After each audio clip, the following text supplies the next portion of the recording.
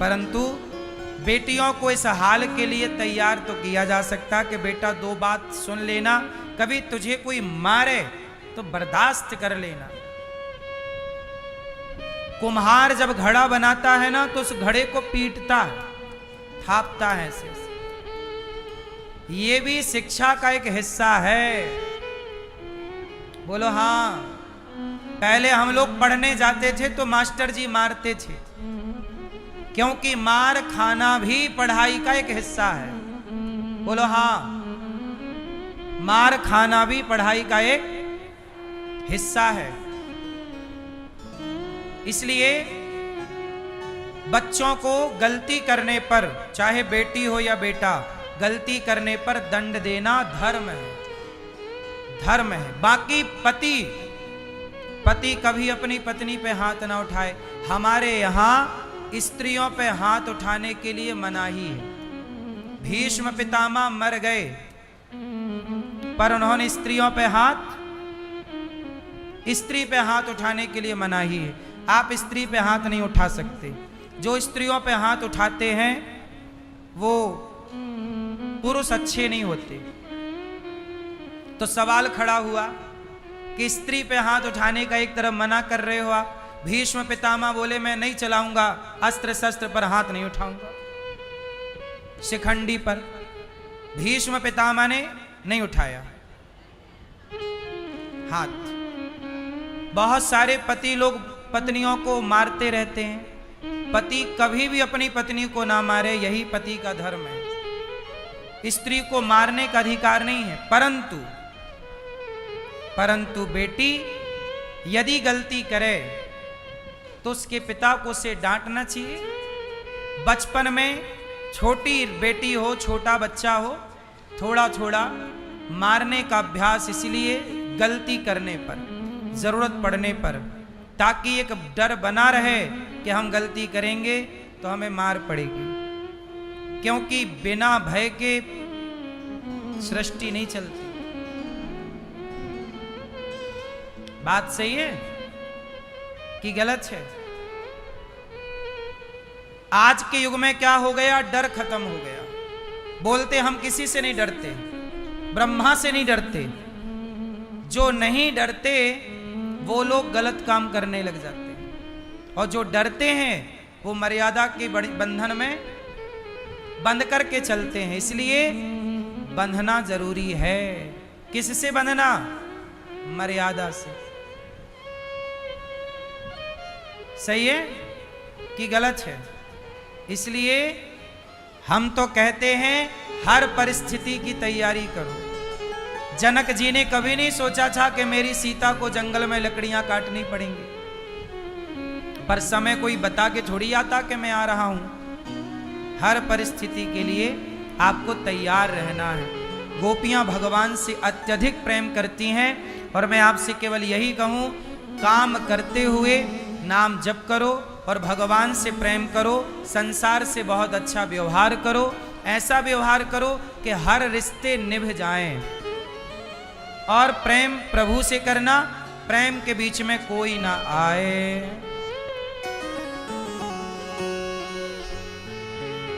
हाँ, अब किसी को कुछ बताने कि हमें फुर्सत नहीं। एक था दिल मिल गया वो श्याम से, एक था दिल मिल गया वो श्याम से। अब कहीं दिल को लगाने कि हमें फुर्सत नहीं। एक था वो इनसे मिल गया, अब किसी महफिल में जाने कि हमें फुर्सत नहीं। एक दिल था, लग गया। उद्धव जी यशोदा माँ से मिले, प्रेम का पाठ माँ ने पढ़ाया, वापस आए, गोपियों से और भगवान ने अपने हृदय में ब्रजमंडल का दर्शन कराया कि मैं एक क्षण के लिए, एक पल के लिए भी अपनी गोपियों से अलग नहीं हूं, एक पल के लिए भी मैं अलग नहीं हूं, बिल्कुल साथ हूं। अब भगवान वहां से द्वारिका आए और गोपियों के बाद की लीला है कि रुक्मणी जी से विवाह किया। रुक्मणी जी के पुत्र का नाम हुआ प्रद्युम्न, जिन्होंने रति से विवाह किया, और उनके पुत्र हुए अनिरुद्ध। भगवान के टोटल विवाह हुए 16,100। एक भौमासुर नाम का दैत्य था, उसने 16,100 कन्याओं को युद्ध में जीत के जेल में डाल दिया। उनके बाप को जीता और उनके बाप की जो लड़कियां थीं, किसी की 2 किसी की 4, सारी लड़कियों को जेल में डाल दिया। किसने? भौमासुर नाम के एक राक्षस ने। और उस राक्षस के कारागार में 16,100 कन्याएं इकट्ठी हो गई। उन कन्याओं ने पत्र लिखा, हे कृष्ण, इस राक्षस ने हमें बंदी बना रखा है, हमारे साथ अत्याचार करता है, आप हमारी रक्षा कीजिए। तब भगवान ने सेना ली और चढ़ाई कर दी और भौमासुर को युद्ध में पराजित किया और उन कन्याओं को जेल से आजाद किया, जेल से मुक्त। कन्याओं से कहा, जाओ किराया भाड़ा हमसे लो, जाओ अपने घर। कन्याओं ने कहा कि अब आप बताइए हमें कौन स्वीकार करेगा। अच्छा एक बात बताओ, इन स्त्रियों को जो पराये पुरुष के पास हैं, जो कि उसने जबरदस्ती जेल में डाला, अब उन स्त्रियों से विवाह कौन करता? पिता के घर जाती तो समाज कहता कि तुम्हारी बेटी तो वहां रह के आई है, हम थोड़ी स्वीकार करेंगे। अब ये बताओ, समाज ने क्या सीता मैया को छोड़ा? उत्तर दो। सीता मैया सही थी कि गलत थी? जोर से। सही थी। पर सही थी तो समाज ने सीता मैया को बोला कि नहीं? सही सीता को क्या बोला? गलत। अच्छा, राम सही थे कि गलत थे? राम ने गर्भवती पत्नी को वनवास भेजा, बताओ राम ने सही किया कि गलत किया? मैया बताएंगी। राम ने पत्नी को गर्भवती स्थिति में वनवास भेज दिया, अपनी पत्नी को। बताओ राम ने सही किया गलत किया? हैं? गलत किया। आप बताओ मैया। गलत किया। राम ने गलत किया। आप बताओ। आप बताओ बगल में। बताओ बेटा, आप बताओ। राम ने सही किया कि गलत किया? गलत किया। मैया बताओ। गलत किया। आप बताओ। सही किया। राम ने गलत किया, ऐसा बहुत लोग कहते हैं कि राम को ऐसा नहीं करना चाहिए, गर्भवती पत्नी को नहीं भेजना चाहिए। अच्छा एक बात बताओ, सीता मैया को वनवास राम ने भेजना होता, राम को भेजना होता, तो राम तो तभी भेज देते जब रावण के घर से आई थी। सीता मैया को इतने दिन अपने संग रखते क्यों? सीता मैया को राम ने थोड़ी वनवास भेजा है। यदि प्रजा ना कहती, प्रजा का दबाव ना होता, तो क्या राम सीता मैया को वनवास भेजते? उत्तर दो। राम क्यों वनवास भेजेंगे अपनी पत्नी को? राम ने वनवास भेजा ही नहीं। भेजा किसने? उनकी प्रजा ने। गलती किसकी है? प्रजा की। लेकिन आप लोग गलत किसे ठहराते हैं? राम।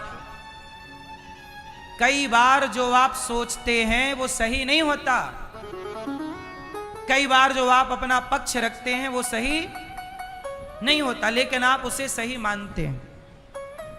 आओ इसकी पूरी हिस्ट्री निकालते हैं और पूरी बात आप तक पहुंचाते हैं। बात क्या थी?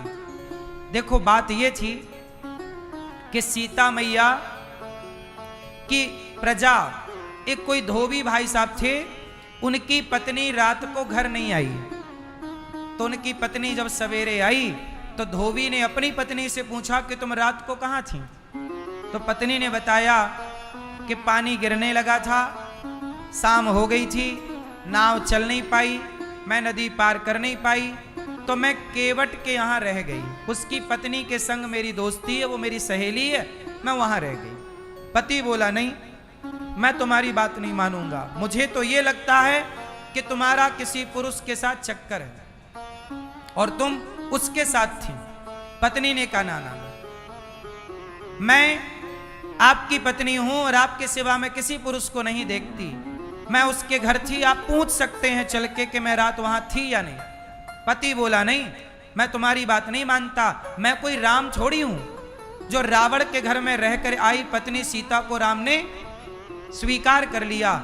लो, ये बात एक धोबी ने कही थी अपनी पत्नी की लड़ाई में, और ये बात जमाने में आग की तरह फैल गई। और पब्लिक ने क्या कहा? पब्लिक ने क्या कहा कि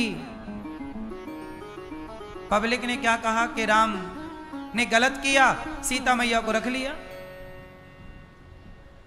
सीता मैया को वनवास भेजा जाए, राम से दूर किया जाए, हम रानी के रूप में स्वीकार नहीं करेंगे, ऐसा पब्लिक ने कहा। अब एक बात बताओ, उस समय राम जी एक पति तो थे, सीता मैया के पति राम हैं, पर राम केवल पति नहीं, राम एक राजा भी है। और आप ही बताइए कि राजा का धर्म क्या है? प्रजा की बात सुने या परिवार की बात सुने? आप राम की जगह होते तो क्या निर्णय होता? प्रजा की बात सुने कि परिवार की बात सुने? तो राम जी ने प्रजा की बात सुनी, प्रजा की बात सुनी, और प्रजा ने कहा कि हम सीता मैया को रानी के रूप में स्वीकार नहीं करेंगे, महारानी के रूप में। तब राम ने कहा, ठीक है, यदि मेरी प्रजा ऐसा चाहती है तो मैं अपनी प्रजा को प्रसन्न रखने के लिए, जो कि राजा का धर्म है कि वो अपनी प्रजा को प्रसन्न रखे। अब यहां एक सवाल है कि क्या किसी के कहने से अपनी पत्नी को छोड़ देना सही है?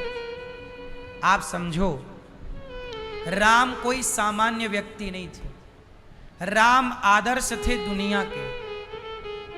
यदि राम राजा होकर प्रजा की बात ना सुनते तो उस समय राजाओं का जमाना था, फिर कौन सा राजा प्रजा की बात सुनता? यदि राम ही प्रजा की बात ना सुनते तो फिर कौन सा राजा प्रजा की बात सुनता? फिर सारे राजा परिवार की बात सुनते। आज भी हमारे देश में क्या चल रहा है? परिवारवाद की राजनीतियां चल रही हैं। और जहां राजा परिवार की सुनेगा, प्रजा की नहीं सुनेगा, वो प्रजा और राजा दोनों का नुकसान होगा। इसलिए प्रजा सर्वोपरि है। राम ने पत्नी से कहा कि आप वनवास में रहो। वनवास में कहां? जंगल में नहीं छोड़ा, महर्षि वाल्मीकि जी के आश्रम में छोड़ा, और सीता मैया वाल्मीकि जी के यहाँ थी। एक और बात है इसके पीछे कि वाल्मीकि रामायण में एक बात लिखी है कि जब सीता जी गर्भवती हुई तो राम ने पूछा कि सीता बताओ आपकी क्या इच्छा है? सीता जी बोली कि प्रभु मेरी इच्छा है कि मैं अपने बच्चों को इस राजमहल में जन्म देना नहीं चाहती, मैं किसी संत की कुटिया में बच्चों को जन्म दूंगी ताकि मेरे बच्चों के संस्कार संतों जैसे हों, राजाओं के बीच में रहकर कहीं मेरे बच्चे बिगड़ ना जाएं। ये बात सीता मैया ने कही तो सीता मैया खुद चाहती थी कि मैं वनवास जाऊं और बच्चों को किसी साधु के आश्रम में जन्म दूं, इसलिए उन्हें वाल्मीकि जी के आश्रम में भेजा गया और सीता मैया का वनवास हुआ। अब और आगे की बात करते हैं। अब यहां एक बात सीता मैया को लेके करते हैं। अच्छा एक बात बताओ, प्रजा कह रही थी कि आप अग्नि परीक्षा दे के बताओ कि आप शुद्ध हैं कि अशुद्ध हैं, सही है कि गलत? परीक्षा दीजिए। कौन सी परीक्षा दीजिए? कोई भी परीक्षा दीजिए, पर परीक्षा दीजिए। लोगों ने कहा कि सीता मैया लंका में अग्नि परीक्षा दे चुकी हैं। लोगों ने कहा कि हमने थोड़ी देखा है, हमारे सामने दो। लो भैया, अब एक बात बताओ, सीता मैया चाहती तो अग्नि परीक्षा देकर और प्रजा के इस मुंह को बंद कर सकती थी, पर सीता मैया ने अग्नि परीक्षा क्यों नहीं दी? आप लोग बताओ। मैया सीता मैया अग्नि परीक्षा दे सकती थी कि नहीं? क्यों नहीं दी? आप बताओ। उन्होंने वनवास जाना स्वीकार कर लिया, पर अग्नि परीक्षा देना स्वीकार नहीं किया, जबकि एक बार दे चुकी थी। जब एक बार दे चुकी थी तो एक बार। और आप बताओ क्यों नहीं दी? आप बताओ। हैं?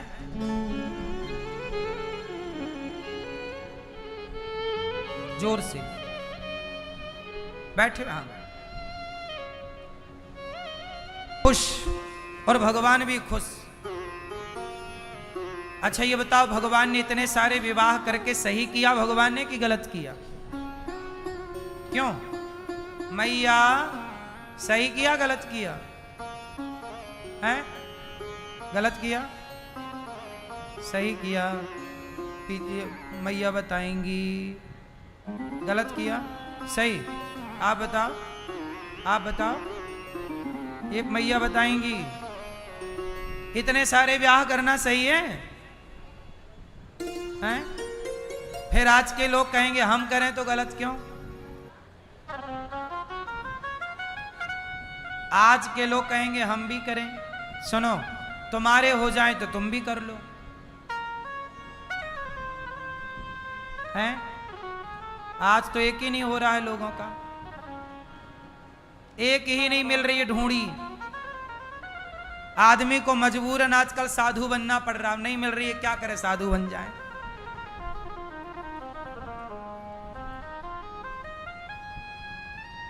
आने वाले टाइम पे ब्याह नहीं हुआ करेगा, क्यों?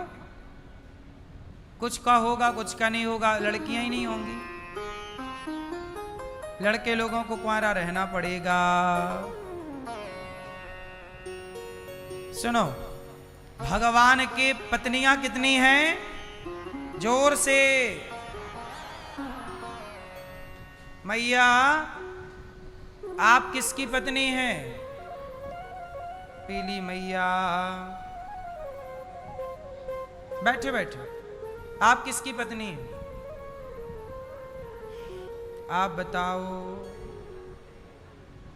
आप बताओ, आप बताओ। चश्मा वाली मैया, आप किसकी पत्नी हो? आप किसकी पत्नी हो मैया? आप किसकी पत्नी है? हम सब किसकी पत्नी हैं? आपके ये जो पति हैं वर्तमान में, जो भी हैं, जो भी उनका नाम है, वो पति आपके टेम्परेरी पति हैं। परमानेंट फिक्स पति सबके कौन?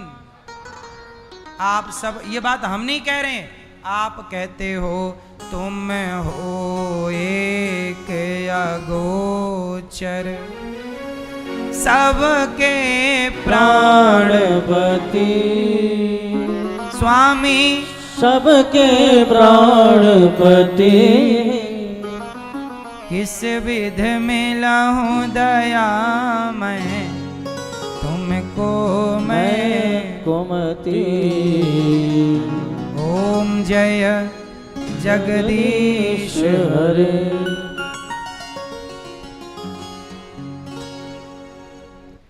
तुम हो एक अगोचर सबके प्राण, भगवान सबके पति। इसलिए 16,108 ही नहीं, इस धरती पर चींटी से लेकर हाथी हर जीव मात्र के पति भगवान हैं। पति का अर्थ होता है अर्थेषु प्रशांतात्मा जितेन्द्रियः।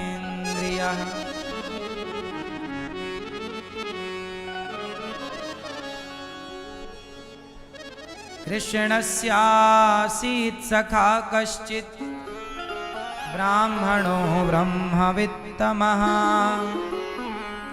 विरक्त इंद्रियार्थेषु प्रशांतात्मा जितेन्द्रियः।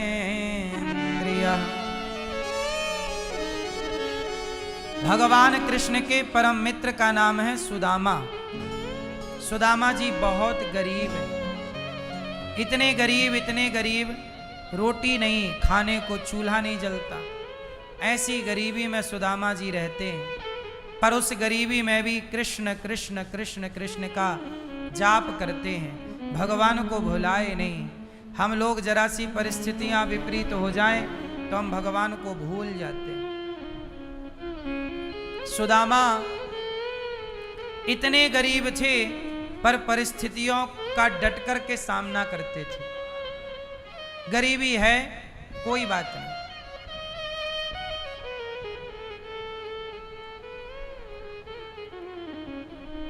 परिस्थितियां हैं, गरीबी की स्थिति है, चूल्हा नहीं जल रहा है। सुदामा जैसा गरीब आज कौन होगा, पर सुदामा जैसी भक्ति भी किसके भीतर होगी। इतनी गरीबी में रहकर इतना बड़ा भक्त हो जाना कठिन तो है, सरल नहीं है। आज लोग जरा भक्ति करते हैं तो भगवान से कहते हैं कि हम तो तुम्हारे भक्त हैं और तुमने हमें इतना बड़ा दुख दे दिया, इतना बड़ा कष्ट दे दिया।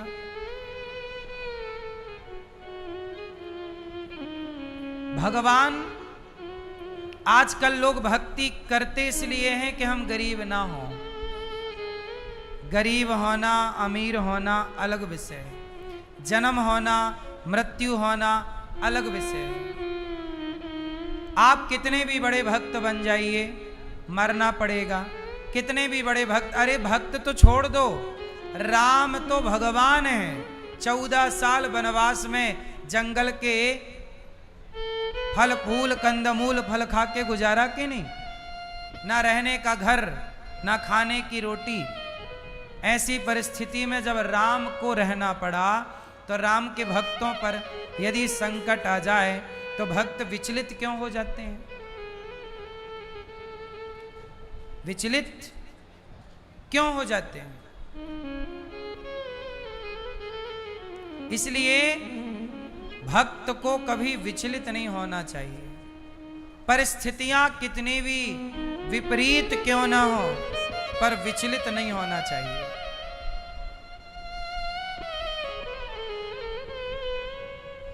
विचलित होना मतलब अपने रास्ते से भटक जाना। सुदामा कितने गरीब थे साहब, 4 दिन चूल्हा नहीं जलता। सुदामा भिक्षा लेने जाते, लोग दरवाजा बंद कर लेते, भिक्षा नहीं मिलती, खाली हाथ आते। पत्नी बोली कुछ मिला, कुछ नहीं मिला। बोले बच्चे रो रहे हैं, भूख से तड़प रहे हैं, तो बोले पानी पिला के आज और सुला दो, शायद कल कुछ मिल जाए। सोचिए, बच्चे पानी पीकर सो गए इस उम्मीद में कि आज नहीं मिला खाने को, कल जरूर मिलेगा। कल फिर भिक्षा लेने गए तो कल सुदामा जी जब भिक्षा लेने गए तो उन्हें थोड़ा सा कुछ अनाज मिल गया भिक्षा में, और वो लेकर आए तो रास्ते में किसी नंदी आपस में लड़ रहे थे, नंदी बैल लड़ रहे थे। तो सुदामा जी गुजरे तो नंदी का लड़ते हुए धक्का लग गया, सुदामा जी गिर गए। और जब गिरे तो उनका चावल, उनकी दाल जो भिक्षा में मिली, आटा बिखर गया जमीन पर, और वही लड़ने वाले नंदी उस अन्न को खाने लग गए। सुदामा बोले कि आज भी मेरे भाग्य में अन्न का दाना, ये शायद इस नंदी के नाम का दाना था। सुदामा जी प्रसन्नता पूर्वक, सोचिए 2 दिन बीत गए, घर में भोजन नहीं बना।